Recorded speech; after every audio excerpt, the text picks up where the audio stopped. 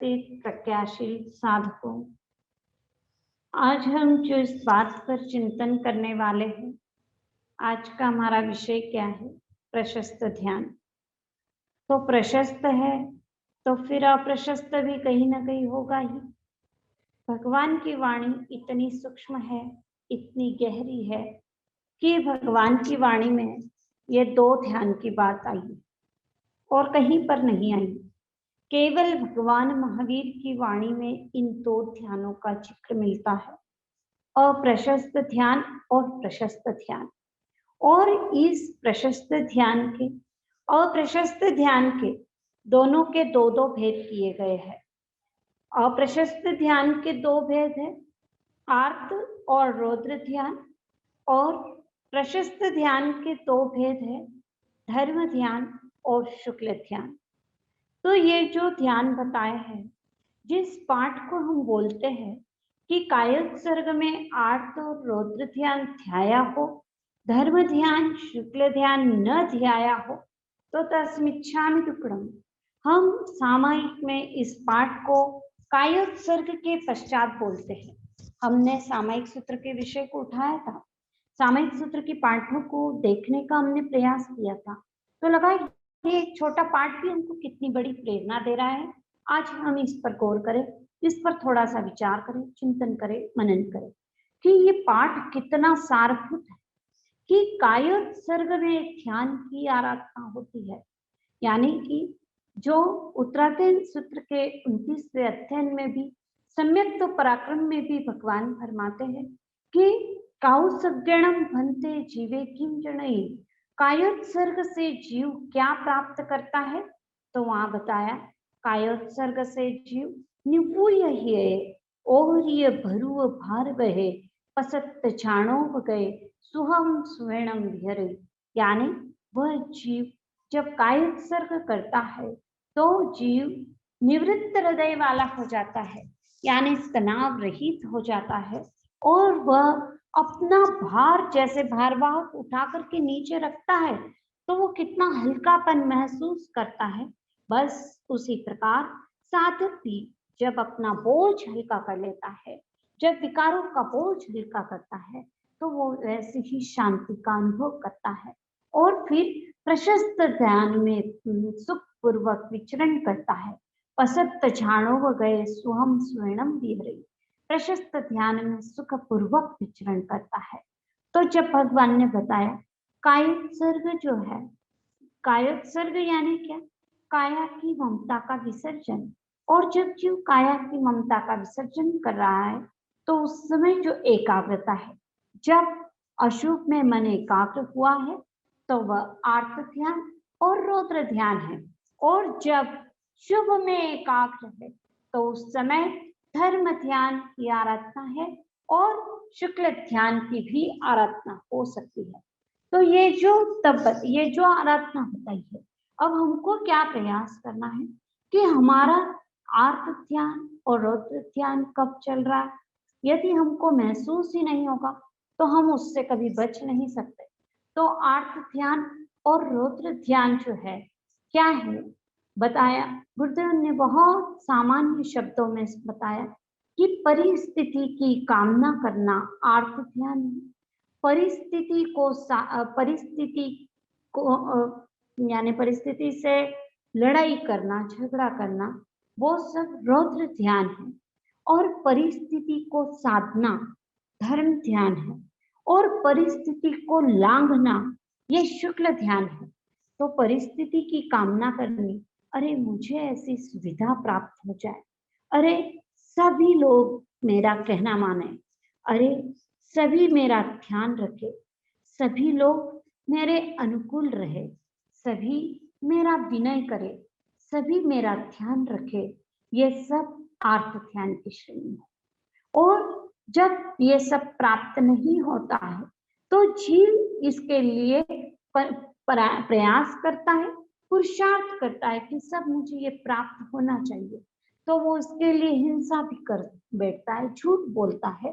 तो ये सब रौद्र ध्यान के अंतर्गत आता है। पर जब जीव मैं सबके अनुकूल बन जाऊं, सभी मेरे अनुकूल बने, तो आर्त ध्यान है। और मैं सबके अनुकूल बनूं, मैं सबका ध्यान रखूं, जब ये बात आती है तो वह धर्म ध्यान की आराधना करने लगता है। तो जब जीव का पुरुषार्थ इस तरह हो जाता है कि मुझे क्या करना है, बस इस पर जब दृष्टि चली जाएगी तो धर्म ध्यान की आराधना हो जाएगी। षडांग सूत्र के चौथे ठाने में धर्म ध्यान के जो 4 भेद बताए, यानी कि पहले स्वरूप बताए, लक्षण बताया, आलंबन बताया धर्म ध्यान का। तो इस तरह से धर्म ध्यान की विवेचना ठाणांग सूत्र में उपलब्ध होती है। तो ठाणांग सूत्र के जो आया कि इसका स्वरूप क्या है, तो बताते हैं कि आज्ञा विजय, अपाय विजय, विपाक विजय और संस्थान विजय, ये धर्म ध्यान का स्वरूप है। यानी क्या, तो बताया कि आज्ञा विजय, भगवान ने क्या आज्ञा प्रदान की है। सच्चम खु भगवम सच्चस आणाय वठिये से मेहाभिमारम तरई। आचरण सूत्र में आया, जो सत्य की आज्ञा में उपस्थित रहता है तो फिर वो संसार को तिर जाता है।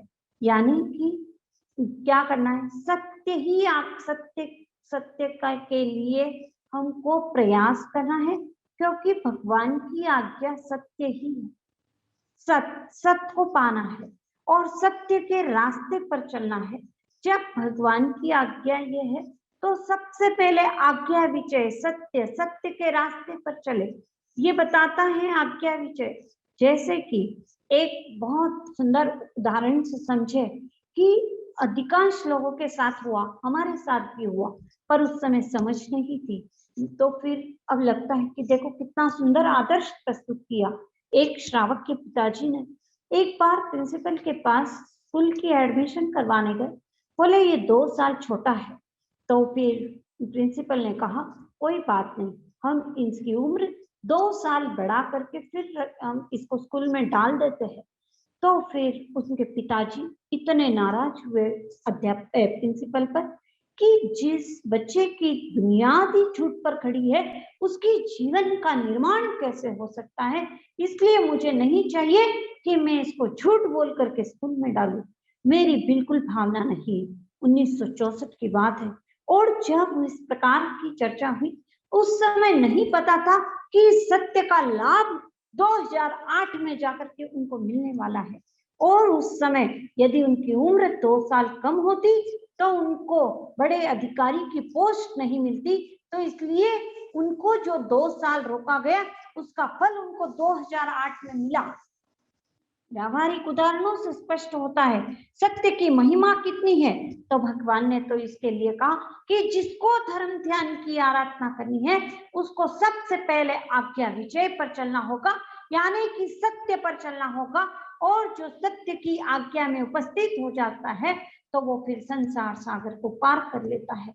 और उस बच्चे की बात बताओ कि जब ऐसी स्थिति में उनकी पढ़ाई हुई और फिर पढ़ाई करके कहीं जाने लगे तो पिताजी ने कहा यदि कहीं पर भी झूठ का पैसा घर में आएगा तो मैं इस घर में रहने वाला नहीं हूं।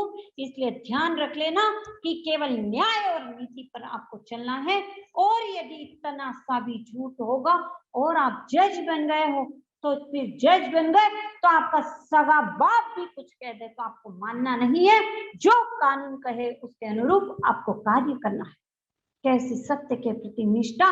तो उनका जीवन आज वैसा ही है कि वो इतनी साधना में डूब गए वो व्यक्ति कि जिनके पिताजी ने उनको ऐसे संस्कार दिए थे कि झूठ नहीं बोलना। एक बार दौरे से लौटे और लौट करके माँ को कह दिया कि मैं सो रहा हूँ, कोई आए तो कह देना कि मैं बाहर गया हूँ।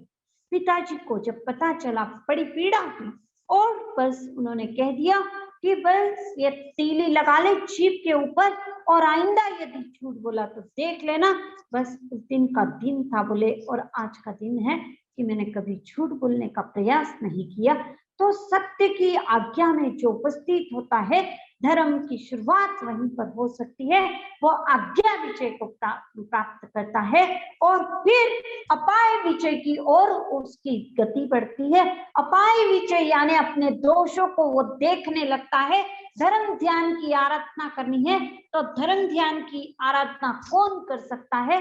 तो कमी होते हुए भी कमी का अनुभव नहीं करना ही परम भूल है। क्या कहा? कमी होते हुए भी कमी का अनुभव नहीं करना ही परम भूल है, क्योंकि उससे कई भूलें उत्पन्न हो जाती है। हमारी क्या स्थिति है? हमारे भीतर कितनी कमी है? क्या हमने प्रयास किया देखने का?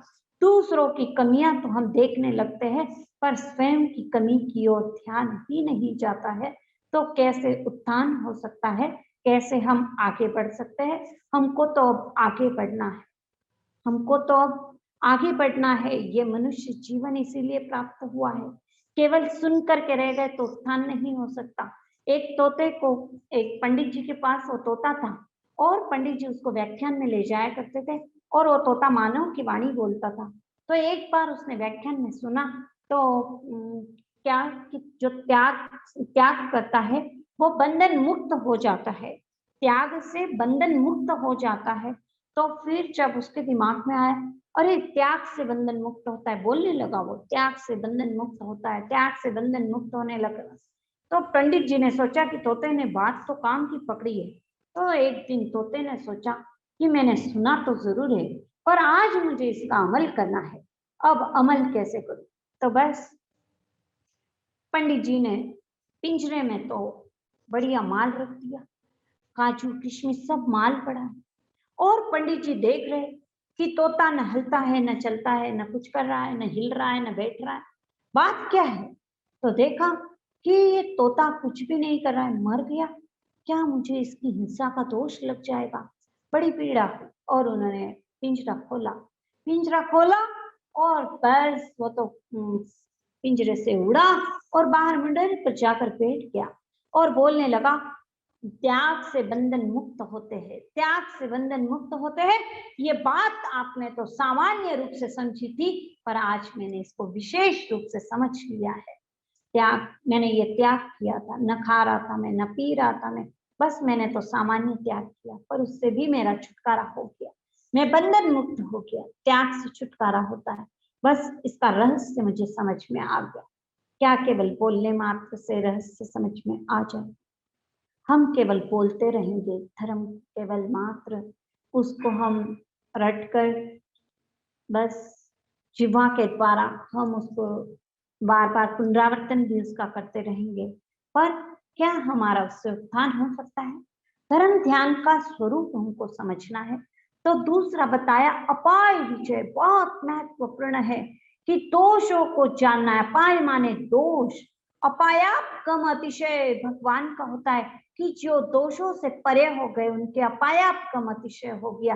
पर जो दोष में है और दोष को जान रहा है तो वो अपाय विजय यानी धर्म ध्यान की आराधना कर रहा है। कमी होते हुए भी कमी का अनुभव नहीं करना ही परम भूल है और इस भूल से कई भूलें उत्पन्न होती है। पर कमी का अनुभव करना और उसे मिटाने का प्रयास करना ही मानव जीवन का आरंभ है, मानव जीवन का आरंभ है।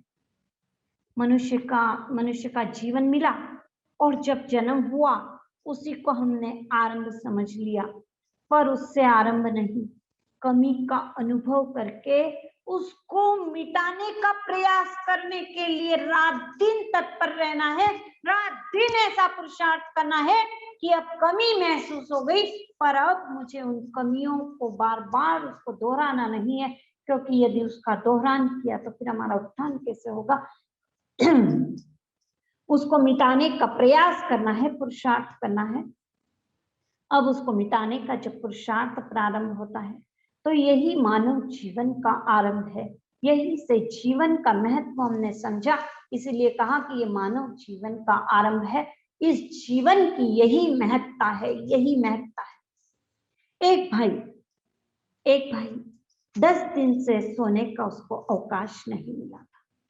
बहुत ध्यान से सुनना। अब वो बाहर गांव घूम रहा था तो एक परिचित व्यक्ति थे, तो उनके घर पहुंचा। बोले मेरी बहुत दिनों से नींद नहीं हुई है, मैं सोच रहा हूँ कि आज मैं सो जाऊं यहाँ पर निश्चिंत होकर के। अपने परिचित का घर है तो इसलिए मैं यहाँ आ गया आज।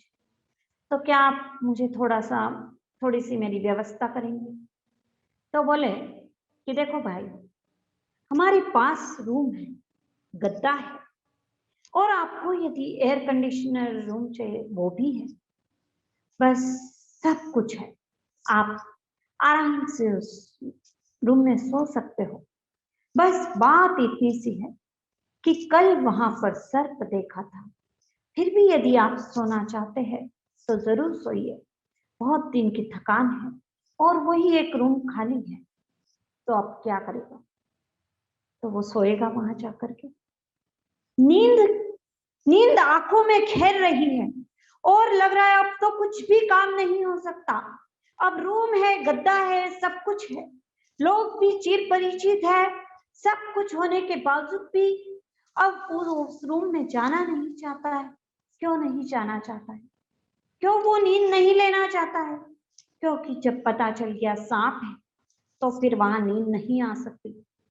तो फिर जब एक सांप है और नींद नहीं आ सकती, तो यहाँ भीतर में आठ आठ सांप फन को फुंकार करके बैठे हुए हैं, अपने फन का फुंकार करते हुए बैठे हैं। और हम आराम से सोते हैं, आराम से चलते हैं, आराम से खा रहे, आराम से पी रहे। क्यों? क्योंकि जब एक सांप का पता चला तो नींद नहीं आई। यहाँ आठ आठ सांप होते हुए भी उनका पता ही नहीं है, पता ही नहीं है। अज्ञानी जीव है, पता नहीं है कि भाई इस रूम में सांप है, ऐसा पता नहीं है, तो हम जाके सो जाएंगे। तो अज्ञानी जीव भी आठ आठ सांप है फिर भी शांति से सो जाएगा, सब कुछ कर लेगा। पर जिसने जान लिया कि मेरे भीतर ये कर्म के आठ आठ सांप है, आठ आठ कर्म मेरे भीतर में फुंकार कर रहे हैं, उसको नींद आ जाए, उसको परेशानी महसूस नहीं हो कि अरे मेरे भीतर ये सांप है, ये विकार मेरे भीतर है। क्रोध मान माया लोभ राग द्वेष परिणाम, क्रोध मान माया लोभ राग द्वेष परिणाम, ये ही तेरे शत्रु है, समझो आत्म राम। ये ही तेरे शत्रु है, समझो आत्म राम। क्या हमने इसको शत्रु माना? कमी मानी अपनी कि कमी का अनुभव किया कि क्रोध मान माया लोभ राग द्वेष कब पुकार कर रहे पता ही नहीं चल रहा है। अज्ञानी जीव सोता पड़ा रहे, कोई विशेष बात नहीं, पर जिसने जान लिया कि आठ आठ कर्म लगे हुए हैं उसको नींद आ जाए। यानी कि अंधा व्यक्ति है कोई, और जब वो अंधा व्यक्ति निकलता है और जब वो बाहर जाता है और मान लो कुएं में गिर जाए तो समझ में आती है बात कि अंधा था, कुएं में गिर गया, उसको दिखाई नहीं, बात सही है, तो गिर गया तो कोई बड़ी बात नहीं। पर जो जानबूझ कर गिर रहा है, कि जिसको आंख होते हुए जो कुएं में गिर जाए तो फिर क्या कहेंगे हम? हंसी आएगी हमको। पर हमारी क्या स्थिति है? हमारी भी वही दुर्दशा कि हम भी जानते हुए भी आंख बंद करके बैठे हैं। और फिर उस अंधे ने सोचा, एक बार अंधा जा रहा था और उसके सामने एक भाई आया, टकरा गया और बोले, क्या तुम्हें दिखता नहीं है क्या?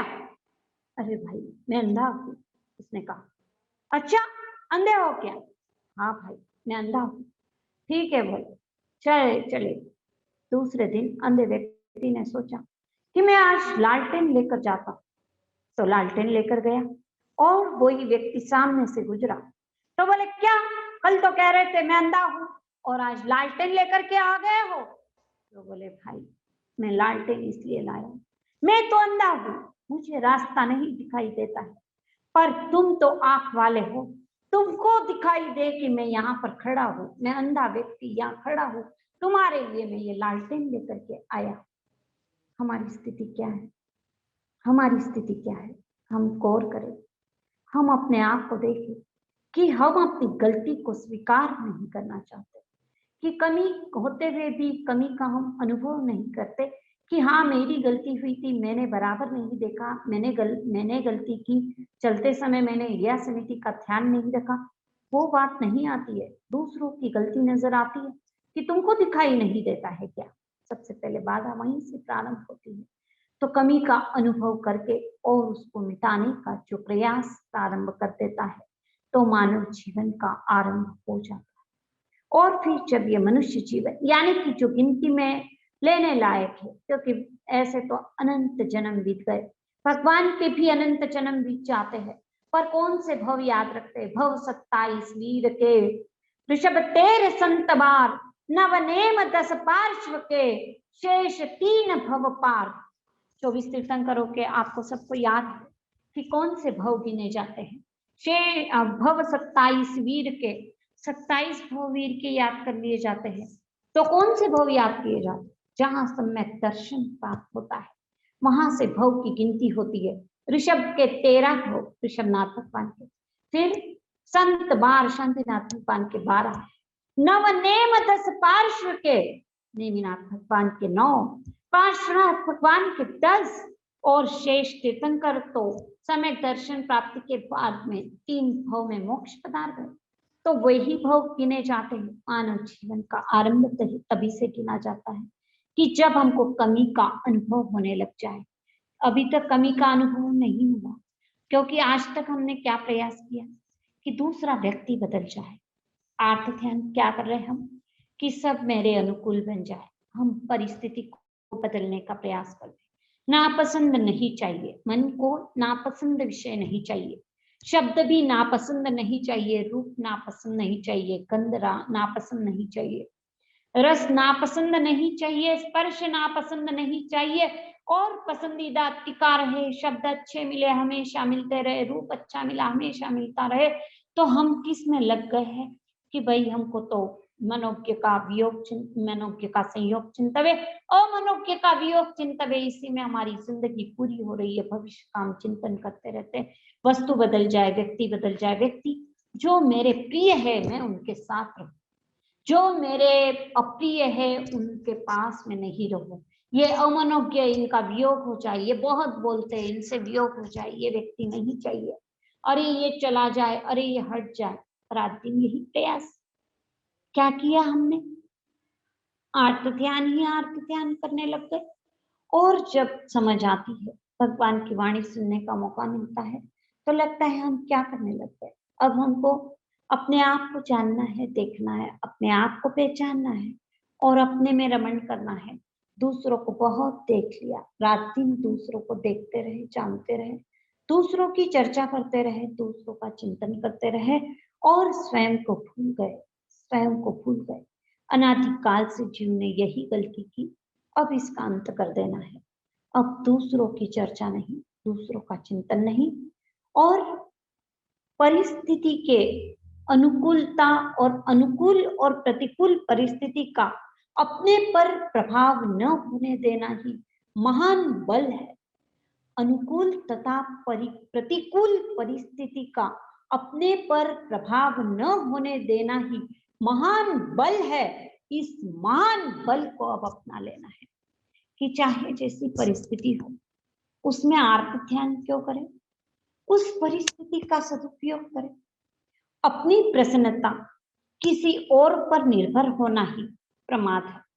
अपनी प्रतिकूलता अपनी प्रसन्नता यदि प्रतिकूल परिस्थिति या अनुकूल परिस्थितियों पर निर्भर है तो फिर प्रमाद ही प्रमाद है कि भाई प्रतिकूल परिस्थिति या अनुकूल परिस्थिति किसी की चाहना नहीं करनी है साधक को, न अनुकूल की न प्रतिकूल की, ये हट जाए ये टिका रहे, नहीं। जो है जैसा है, जो है जैसा है। ये सब जो कुछ दिखाई दे रहा है केवल पूर्वकृत कर्मों का परिणाम है, पूर्वकृत कर्मों का प्रतिफल है और कुछ नहीं है। तो जब ये पूर्वकृत कर्म का प्रतिफल है तो मुझे उससे जुड़ना ही नहीं है। जब हम उदय से जुड़ गए तो फिर हम पुनः नए कर्म बांधने लग गए और रात दिन हम उदय से ही जुड़े हैं। अज्ञानी वो है जो उदय से घबराता है, ज्ञानी वो है जो बंद से डरता है। अज्ञानी वो है जो उदय से डरता है, अरे मेरे साथ कहीं ऐसा ना हो जाए, अरे कहीं बीमारी ना आ जाए, अरे कहीं धंधे में नुकसान न लग जाए, अरे ये व्यक्ति मेरे कहीं प्रतिकूल न हो जाए। तो इस प्रकार का चिंतन करना, ये सब हमको इस सब से परे होना होगा। यानी कि अनुकूल हो चाहे प्रतिकूल हो, संसार में जो है जैसा है पूर्वकृत कर्मों का परिणाम है। उस उदय में सहज रह करके उन कर्मों की निर्जरा करनी है, बस इतना ही कार्य करना है और कुछ नहीं करना है। संसार में परिस्थितियां आती रहेगी, जाती रहेगी, वो कोई रहने वाली नहीं, वो टिकने वाली नहीं। चाहे अनुकूल हो तो रहने वाली नहीं, चाहे प्रतिकूल हो तो हम चाहेंगे चले जाए तो जाने वाली नहीं। जब तक कर्म का उदय रहेगी तो हमको अब इस उदय से कहीं पर भी छूटना नहीं है। जो है, जैसा है। हमारा पुरुषार्थ क्या है? बहुत सुंदर फरमाया गुरुदेव, हमेशा फरमाते अपना मूल्य कम न होने पाए, यही पुरुषार्थ है। क्या पुरुषार्थ है? अपना मूल्य कम न होने पाए, यही पुरुषार्थ है। बहुत गहरी बात समझाई है कि आत्मा का मूल्य कम नहीं होने पाए, किसी भी स्थिति में, किसी भी परिस्थिति में, किसी भी अनुकूलता में, किसी भी प्रतिकूलता में, बाहर की प्रतिकूलता आई और हम प्रसन्न हो गए, तो वो क्या है? साता वेदनीय का उदय था। इसलिए जड़ के सहकार से जो सुख प्राप्त हो रहा है वो साता वेदनीय जनित सुख है, और जो सुख आत्मा का है वो भीतर के ज्ञान से प्राप्त होता है। वो आत्मा का सुख है और वो हमेशा स्थायी रहता है, वो अव्यापात है, उसमें कभी बाधा नहीं पड़ती है, वो अनंत है, वो हमेशा टिका रहता है और वो सुख आने के बाद जाता नहीं है। तो वो सुख हमको प्राप्त करना है। तो जो जड़ के सहकार से सुख प्राप्त हो रहा है, उस सुख से कहीं जुटना ही नहीं। अनुकूल और प्रतिकूल परिस्थिति से जब हम जुड़ जाते हैं तब क्या होता है कि हमने अपना मूल्य कम कर लिया। क्या किया हमने? अपना मूल्य कम कर लिया। और जब हमने अपना मूल्य कम कर लिया तो फिर क्या होगा कि हमने जड़ को महत्व दे दिया, जड़ को, अजीव को। और जब हम अजीव को महत्व देने लग गए तो क्या होगा? अजीव हमारे ऊपर प्रभावी हो गया। अजीव प्रभावी हुआ तो हमने जीव का मूल्य ही नहीं समझा, जीव का मूल्य हमने कम कर लिया। जब जब हमने अजीव का मूल्य, अजीव को मूल्यवान समझ लिया। क्योंकि गुरुदेव ने बहुत सुंदर फरमाया कि सब जगह पार्टियां चलती है, सब जगह शासन चलता है। कहीं किस पार्टी का शासन चलता है, कहीं किसका। अमेरिका में 2 पार्टी का शासन चलता है, तो चाइना में किसी और पार्टी का चलता है, भारत में किसी और पार्टी का चलता है। तो सही सब जगह पार्टियों का शासन चल रहा है, पर यहाँ पर 2 का शासन चलता है। कौन से 2? किसका शासन चल रहा है हमारे ऊपर?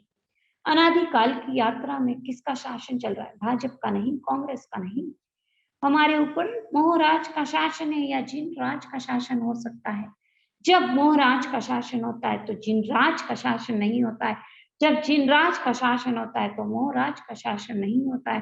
तो हमारे ऊपर किसका शासन चल रहा है? जब हमने अजीव को महत्व दे दिया तो उस समय मोहराज का शासन चल रहा है, और जब हमने जीव को महत्व दे दिया तो जिनराज का शासन चल रहा है। तो हमने किसको किसके हम अधीन हुए? अजीव के या जीव के? यदि हमने अजीव को महत्व दे दिया तो अजीव का शासन है, मोहराज का शासन है।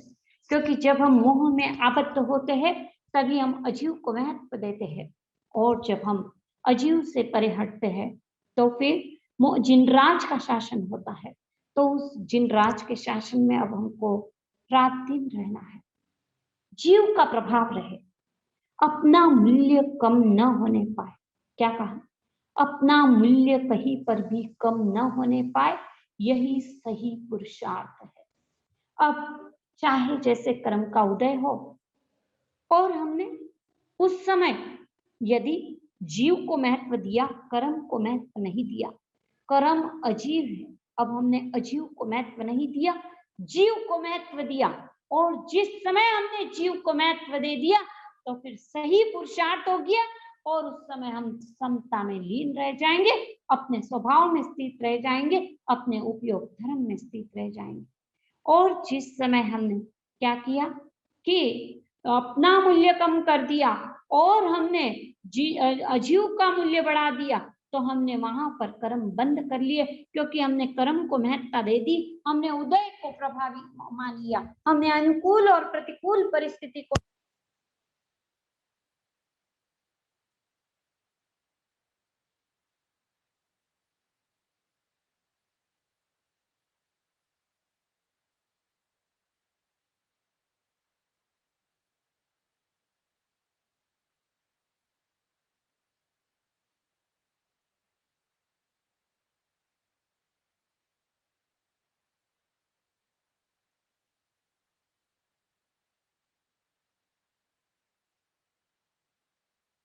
नेहा दीदी आपकी आवाज नहीं आ रही। अब आ रही है आवाज? हाँ आ रही। तो हमारे ऊपर किसका शासन चल रहा है, मोहराज का या जिनराज का? तो हम देख रहे थे कि सबसे महत्वपूर्ण है कि हमारे लिए सही पुरुषार्थ करना है, और आज तक हमने अनादिकाल की हमारी यात्रा इसीलिए चल रही है कि हमने सही रूप से पुरुषार्थ नहीं किया। सही पुरुषार्थ हो जाए तो ये यात्रा का अंत हो जाए। अब यदि यात्रा का अंत करना है तो सबसे पहले मानव जीवन का आरंभ कहाँ से होगा? तो कमी को जान लेना है अपनी, और कमी को जान करके उसको मिटाने का प्रयास करना है। उदय से कहीं जुड़ना नहीं है, अनुकूल परिस्थिति से प्रतिकूल परिस्थिति से जुड़ना नहीं है, उसको महत्व ही नहीं देना है। जिस प्रकार एक नदी बह रही है सामने, उस नदी में सब कुछ बह करके जा रहा है, बस उसी प्रकार इस उदय में जो कुछ आ रहा है वो एक नदी की भांति समझे कि उस नदी में जो कुछ बह करके आ रहा है, चाहे जीवन में अनुकूलता आ रही है, चाहे जीवन में प्रतिकूलता आ रही है, हमको तो तटस्थ होकर के, तट पर स्थित होकर के हमको केवल उसको देखना है, उसको केवल जानना है कि इस जीवन में क्या हो रहा है, और उससे कहीं जुड़ना नहीं है। जब हम जुड़ेंगे नहीं तो हम आगे बढ़ते जाएंगे। पर होता क्या है, हमने आज तक किसको महत्व दिया? हमने आज तक वस्तु को महत्व दिया है, और वस्तु में जीवन बुद्धि रहेगी तब तक हम आगे नहीं बढ़ सकते। वस्तु में जीवन बुद्धि, वस्तु से सुख मिलेगा तब तक हम आगे नहीं बढ़ेंगे। आत्मा से सुख मिलेगा, और वो आत्मा का सुख तभी मिलेगा जब हमारे दोष समाप्त होंगे। जिस प्रकार वो कुत्ता क्या करता है, हड्डी को चबाता है, उसको लगता है मुझे हड्डी से सुख मिलेगा, चबाता है चबाता है चबाता है, और फिर क्या होता है, उसको लगता है मिलेगा मिलेगा मिलेगा, अब तो इस हड्डी से सुख मिलेगा। और होता ये है कि उसके मुंह से खून बहने लगता है, और वो हड्डी पर जब खून बहता है तो वो उसको चाटने लगता है, उसको लगता है देखो मुझे हड्डी से सुख मिल रहा है। हमारी दशा भी यही है। उस कुत्ते पर तो हमको हंसी आती है, कुत्ते की लगता है कि पागलपन की स्थिति है, पर हमारी क्या दशा है? हमारी भी यही स्थिति है कि हम भी सोचते हैं वस्तु से सुख मिलेगा मिलेगा मिलेगा, उसको हम चाटते ही जाते हैं, पर हमारा सुख भीतर का नष्ट होता है, और हम जिस सुख को पाना चाहते हैं वो सुख प्राप्त नहीं होता है, और बाहर का सुख जो क्षणिक सुख है उसमें हम जुड़े रहते हैं, और क्षणिक सुख में अटक करके हम भीतर के सुख से वंचित रह जाते हैं। आत्म सुख की ओर हम ध्यान ही नहीं दे पाते। एक बहन 24 कैरेट का सोना लाद करके दर दर पे जा रही है, भीख मांग रही है, दे दो अल्लाह के नाम दे दो, भूख लगी है दे दो। 24 कैरेट का सोना पहनी हुई और फिर भीख मांग रही है। हमको क्या लगेगा कि अरे कैसी बहन है, समझती नहीं है, एक अंगूठी बेच दे तो साल भर का खाना हो सकता है उसका, इतनी महंगी अंगूठी उसके पास, पर वो जानती नहीं है, वो समझती नहीं है, वो अपने आप को पहचान नहीं रही है, तो दर दर की ठोकर खा रही है। हम क्या कर रहे हैं? हम भी पुद्गल से सुख की याचना करते हुए दर दर की ठोकर खा रहे। अच्छे शब्द मिल जाए, कोई तारीफ तो कर दे मेरी, अरे कोई प्रशंसा तो कर दे, थोड़ी मेहनत कर लेती हूँ मैं, इनकी सेवा कर दूं, थोड़ी तारीफ तो करेंगे, अरे इनको बताओ तो सही मैंने कितना किया, अरे अच्छे शब्द का सुख मिल जाए मुझे, तो मनोज्ञ शब्द मिल जाए, अरे मुझे तो मनोज्ञ रूप मिल जाए, अरे मुझे गंध अच्छी मिले, अरे थोड़ा सा घर में फ्रेशनर मार देते, अच्छा लगेगा, गंध अच्छी आएगी, अच्छे पकवान चाहिए, अच्छा स्पर्श चाहिए, कोमल तकिया चाहिए, गद्दी चाहिए, सब कुछ चाहिए। क्यों चाहिए? दर दर की हम ठोकर खा रहे, इससे सुख मिल जाए, शब्द से सुख मिल जाए, रूप से मिल जाए, थोड़ा सा, अरे थोड़ा घूम के आते, थोड़ा सुख मिलेगा, रूप से याचना कर रहे हैं हम कैसे किससे याचना करने लग गए? जो रहने वाला नहीं, जो टिकने वाला नहीं, जो क्षणिक है, जो अनित्य है, उससे सुख की याचना, और अपने भीतर में आत्म सुख, अनंत सुख जो भरा पड़ा है, उसकी पहचान नहीं। धर्म ध्यान की आराधना करनी है तो सबसे पहले आज्ञा विचय भगवान ने जो फरमाया है वो सत्य है, तथ्य है, और फिर भगवान ने जो बताया है अपाय विचय करना है, अपने दोष का अनुभव करना है, फिर विपाक विचय जो कुछ उदय में आ रहा है उससे कहीं जुड़ना नहीं है, और संस्थान विचय की इस लोक की यात्रा करनी है, और इस लोक में क्या हो रहा है तो उसको जान करके धर्म ध्यान, यानी धर्म माने स्वभाव और ध्यान माने स्थित हो जाना, स्वभाव में स्थित हो जाना है। धर्म ध्यान की आराधना करनी है, सही रूप से करनी है। जब तक भीतर में संकल्प विकल्प चलते रहेंगे, धर्म ध्यान की सही रूप से आराधना नहीं हो पाएगी। संकल्प विकल्पों को समाप्त करना है तो सबसे पहले भविष्य की चिंता छोड़नी होगी। भविष्य में क्या होगा, कल क्या होगा, कल कहाँ जाएंगे, इतने लंबे चौड़े प्रोग्राम होते, पर भविष्य की योजना करे बिना कार्य चलता भी नहीं। अब ये युति मंडल वालों ने ये प्रोग्राम रखा था, तो ये वर्तमान में, उस समय के वर्तमान में भविष्य की जो योजना की थी कि आज इतने तारीख को हम ये सत्र रखेंगे, भविष्य की योजना की थी, तभी आज हम एकत्रित हुए। पर हमको समझना होगा कि भविष्य की योजना भी करनी है, तो कब करनी है, कैसे करनी है, कितनी करनी है। नहीं तो फिर हम क्या कर रहे हैं, रात दिन हमारा भविष्य भविष्य भविष्य भविष्य, अरे कल क्या करना है, अब क्या करना है, कल कैसे होगा, वो आएंगे, परसों क्या करना है, तरसों क्या करना है, 10 साल बाद क्या करना है, बच्चे को कहाँ भेजना है, इसको क्या बनाना है, क्या करना है। तो हमको भविष्य की योजनाएं बनानी है, पर जो जिसका संबंध आज नहीं है, जो वस्तु आज नहीं है, उसकी चिंता करने की कोई छूट नहीं हमको। बने जब तक दिन भर तो हमको अब भविष्य की चिंता करनी नहीं, और करनी पड़े तो ये ध्यान रखना है कि वर्तमान में बैठो और उस समय जागृति पूर्वक ये सोचो कि मुझे अब कल क्या करना है, कल मुझे खाना क्या बनाना है, कल मेरी क्या योजनाएं हैं। बस वो वर्तमान का समय आधा घंटा कि मुझे अभी भविष्य की योजना बनानी, उसी समय भविष्य के बारे में सोच लीजिए। उसके पश्चात 23 घंटे और 30 मिनट फिर भविष्य के लिए हमको सोचना नहीं है। यानी जिसको जब करना हो, सुबह 10 मिनट सोच लिया, शाम में या तो आप 10-15 मिनट सोच लिया भविष्य के लिए, सोचे बिना आगे काम चल नहीं सकता। पर रात दिन अरे ऐसा होना चाहिए, अरे ये चाहिए, अरे ऐसा होना चाहिए, ये चाहिए, रात दिन हम उसी में, हम कब वर्तमान में जिएंगे? क्योंकि जब अपने दोषों को देखना है तो सबसे पहले वर्तमान में जीने की कला आनी चाहिए, नहीं तो हम दोषों को भी नहीं देख सकते, नहीं अनुभव कर सकते। फिर बताया कि उसके बाद में जब हमने पुरुषार्थ देख लिया कि अपना मूल्य कम न होने पाए, यही पुरुषार्थ है, तो बताया कि शरीर से लेश मात्र भी संबंध न रहे, यही त्याग है। जिसको आगे बढ़ना है, धर्म ध्यान की आराधना करनी है, आज्ञा विचय, अपाय विचय, विपाक विचय पर चलना है, तो उसको समझना पड़ेगा कि भाई हमको पुरुषार्थ क्या करना है और हमको त्याग क्या करना है। शरीर से लेश मात्र भी संबंध न रहे, गुरुदेव बहुत सुंदर फरमाते हैं, शरीर की क्रिया में से संवेगात्मक संबंध को हटा दे। शरीर की पोषण क्रिया में से संवेगात्मक संबंध को हटाए, यही सबसे बड़ा त्याग है। और जब ये त्याग घटित होगा तो धर्म श्रद्धा आएगी, क्योंकि साता की आसक्ति घटेगी तो धर्म की श्रद्धा बढ़ेगी, और जब धर्म की श्रद्धा बढ़ेगी तो हम संवेग गुण से युक्त हो जाएंगे। अब क्या हमारी स्थिति है कि शरीर की पोषण क्रिया मतलब क्या कि खाना मुझे ऐसा ही चाहिए, ऐसा नहीं चाहिए, ये हम जुड़ गए उससे। शरीर से अब लेश मात्र भी जब संबंध नहीं रखना है तो फिर खाना कैसा भी आ जाए तो क्या फर्क पड़ा।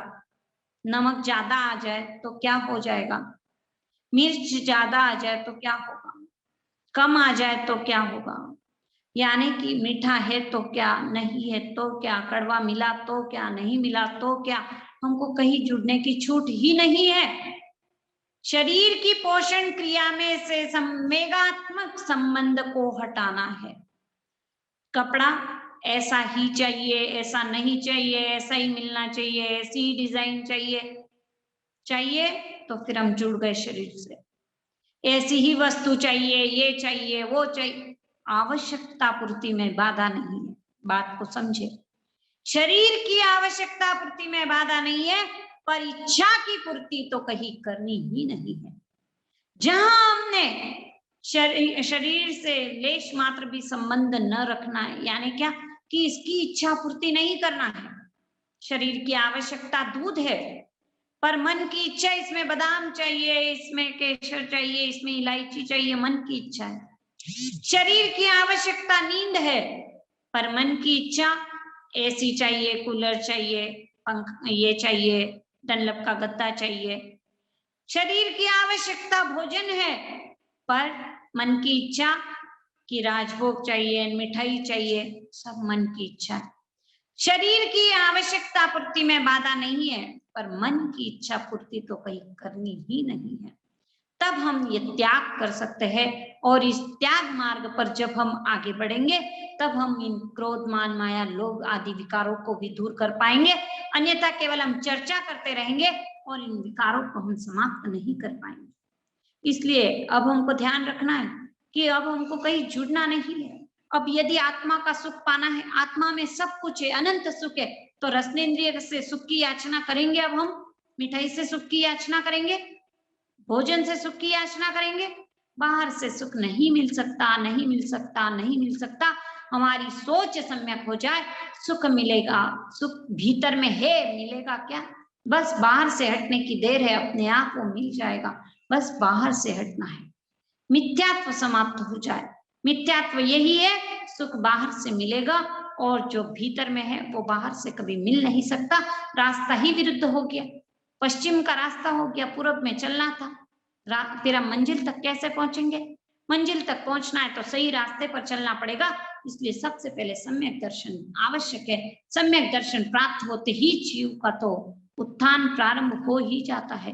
अब बताया आगे कि अपने से भिन्न किसी प्रकार की सत्ता को स्वीकार न करना, यही प्रेम है। यानी क्या कि आत्मा का गुण प्रीति है, तो अपने से भिन्न वस्तुओं में जब सत्ता हम स्वीकार कर लेते हैं, ये वस्तु, ये वस्तु, ये वस्तु, ये मेरी, ये मेरी, ये मेरी, तो हमने किससे प्रेम किया? क्या हमने आत्मा से प्रेम किया? हम तो वस्तुओं से प्रेम करने लग गए। हमने क्या आत्मा से प्रेम किया? हमने तो शब्दों से प्रेम कर लिया। तारीफ मिली, खुश हो गए, नहीं मिली, सम्मान नहीं मिला, दुखी हो गए। कहाँ जुड़ गए हम? वस्तुओं से जुड़ गए, अपने से भिन्न से जुड़ गए। जब हमको अपने से भिन्न से जुड़ना ही नहीं है, अब हमको किससे जुड़ना है? अपनी आत्मा से जुड़ना है। तो अब हमको शब्दों से नहीं जुड़ना है, अब हमको रूप, रंग, रस, गंध इससे नहीं जुड़ना है, अब हमको अपनी आत्मा से जुड़ना है। इसको अब महत्व ही नहीं देना है। तब हम अपने विकारों को समाप्त कर पाएंगे, अपने इन दुर्गुणों को समाप्त कर पाएंगे। क्योंकि आज तक नहीं तो हमने इतनी क्रिया कर ली, पर हमारा उत्थान नहीं हो पाया। क्यों नहीं हो पाया? तो हमने इंद्रियों के विषयों से हम जुड़े रहे, और इंद्रिय विषय में जब हम राग द्वेष करते हैं तो फिर कैसे धर्म ध्यान हो सकता है। इधर तो हम धर्म की बात करते हैं, इधर हम पाठ रटना चाहते हैं और इधर भोग भी करना चाहते हैं। भोग जब तक छूटेंगे नहीं, धर्म की आराधना नहीं हो सकती। ये भोग ही तो अधर्म है, ये भोग ही तो संसार में परिभ्रमण कराने वाले हैं। पर ये भोगों को छोड़ने के लिए हम तैयार नहीं। आज की दुनिया बह रही है, इतने भोग के साधन बढ़ गए और हम भी उन भोग के साधनों के पीछे दौड़ते चले जाते। अरे नहीं, फिर संसार में हमको रहना है तो करना पड़ता है। अरे जिसको करना पड़ता है तो उसके लिए अभी मोक्ष का मार्ग खुला नहीं है, अभी योग का मार्ग अभी उसके लिए खुला नहीं। भोग भी कर लेंगे, योग भी कर लेंगे, थोड़ा धर्म भी कर लेंगे, थोड़ा सा अधर्म भी कर लेंगे।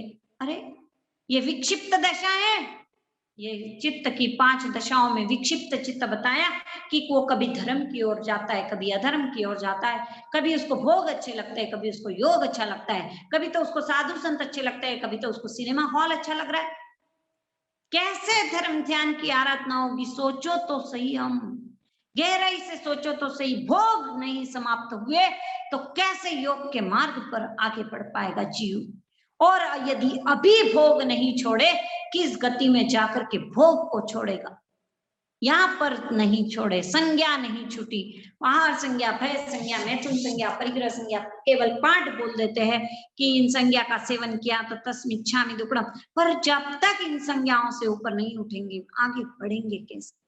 भोग को छोड़ना है। पिक्चर भी देखेंगे और फिर सामायिक भी करेंगे। अरे वो सामायिक जो की थी उसमें जो इतना मन लगाने की कोशिश कर रहे थे, कैसे मन लगेगा? इधर तो पिक्चर देख के आए, वो दृश्य भीतर में डाल के आ गए, वो गंदगी भीतर में डाल के आए, वो पुद्गल गंदे भीतर में चले गए और अब सोच रहे कि सामायिक में मेरा मन लग जाए। टीवी देखते, मोबाइल देखते, अश्लील चित्र देख रहे, गंदे गाने सुन रहे, फिर सोचते धर्म में मेरा मन लग जाए। कितने विकार हमारे इससे बढ़ते, इनको हम धारण करते सुनने से और देखने से। हम सारा संसार भीतर में इकट्ठा करते। 2 ही तो इंद्रियां है जो हमको संसार से जोड़ती है, और कौन जोड़ रहा है संसार से? मुख्य 2 ही है कि शब्द जाते हैं या तो फिर कुछ दिखाई देता है तो वो संसार भीतर में प्रवेश करने लगता है। क्योंकि जब सुनते रसगुल्ला खाना है तो सुना ना शब्द से, तब उसको खाया, तब उसको देखा, तब हमने खाया। चलो देखते नहीं, सुनते तब खाते। यानी मुख्य 2 इंद्रियां है कि जिससे संसार भीतर में प्रवेश कर रहा है। पर ये भोग जब इन इंद्रियों से भीतर घुसना बंद करेंगे तब कहीं योग के रास्ते पर आगे बढ़ेंगे। केवल बातें करने से नहीं होगा, त्याग के रास्ते पर आगे बढ़ना पड़ेगा। त्याग के बिना कोई जीव आगे बढ़ नहीं सकता। इसलिए त्याग महत्वपूर्ण है, पर उस त्याग का अहंकार करना, फिर वहां पर हमने गलती कर दी। त्याग तो कर लिया और त्याग के बाद उसका अहंकार कर लिया तो फिर हमने गलती तो गलती है। क्रोध, मान, माया, लोभ, राग, द्वेष सब विकार ही। ये मान को शायद पुष्ट कर लिया, थोड़ा सा दान दिया, थोड़ा भजन कर लिया, देखो मैंने कितना ध्यान कर लिया, देखो मैंने कितना भजन कर लिया, देखो मैंने कितना जप कर लिया, देखो मैं कितना स्वाध्याय करती हूँ, देखो मेरे कितने शास्त्र याद हो गए। बस फिर क्या किया हमने? भोग को छोड़ा, योग के मार्ग पर आगे आए और उस योग के मार्ग पर आकर अहंकार को बढ़ा लिया। कैसे हमारा उत्थान हो सकता है? हम सोचे, विचार करें, अपनी कमी को जानने का आज प्रयास करें। ये चातुर्मास केवल इसलिए मिला है, इस बार ये गहराई से सोचना होगा। कमी होते हुए कमी का अनुभव न करना परम भूल है। आज तक हमने कमी देखने का प्रयास तो किया, पर किसकी कमी देखी? दूसरों की कमी देखी और खुद की कमी नहीं देखी। आज खुद की कमी देखना है। अब एक नियम बना लेना है, दूसरों की कमी नहीं, अब केवल खुद की कमी को देखना है। दूसरे ने क्या मेरे साथ व्यवहार किया ये नहीं, मैंने क्या किया, बस मुझे अब ये देखना है।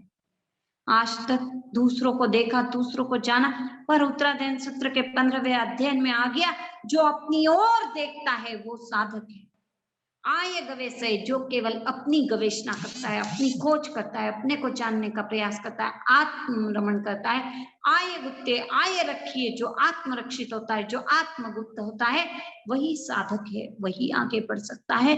तो हमको साधक बनना है और चाहे कैसे भी शब्द आ जाए, चाहे कितने भी तीखे आ जाए, और जो उसको संभाव से सहन कर लेता है वो धर्म की आराधना करता है।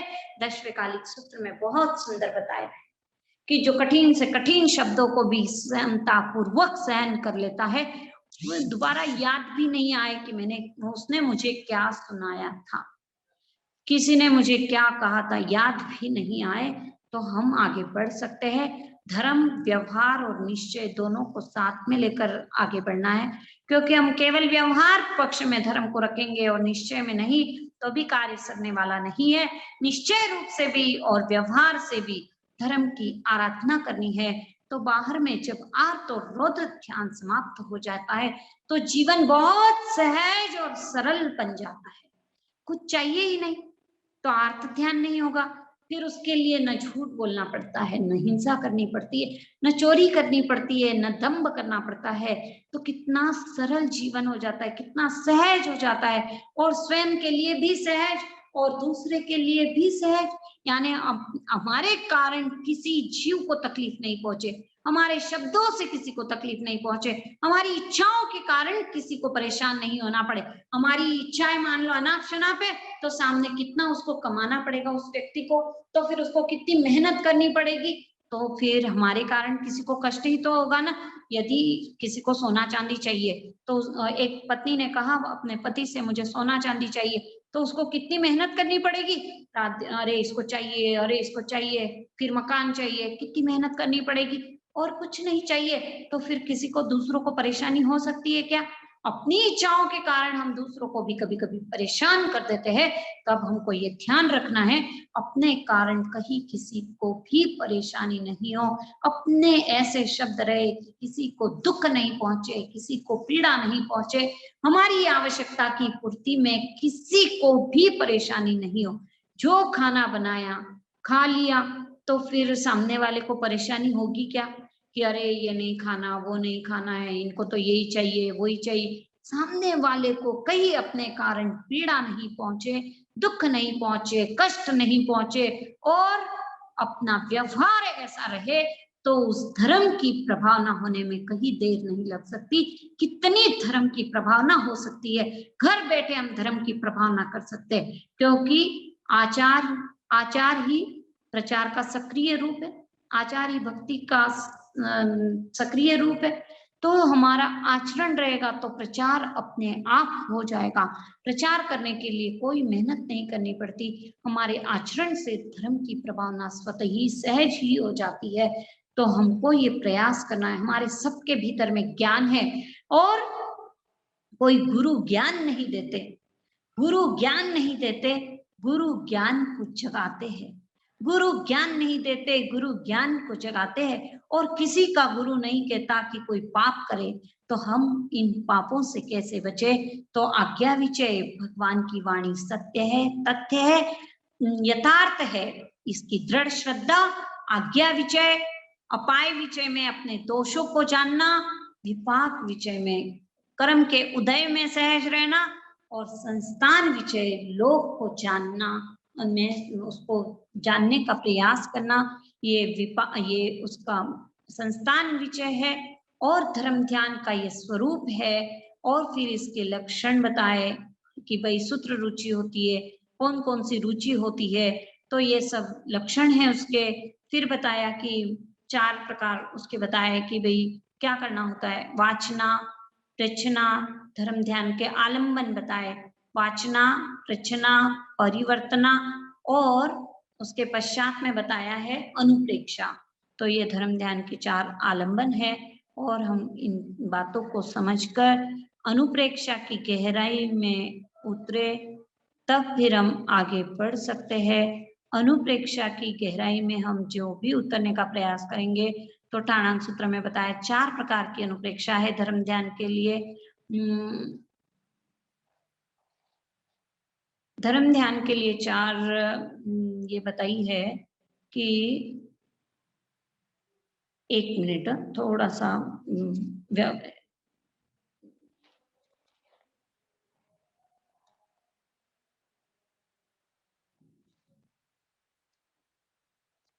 धर्म ध्यान में बताया है कि भाई हम अनित्य की अनुप्रेक्षा करें, अनित्य की अनुप्रेक्षा, अशरण की अनुप्रेक्षा, संसार की और एकत्व की अनुप्रेक्षा।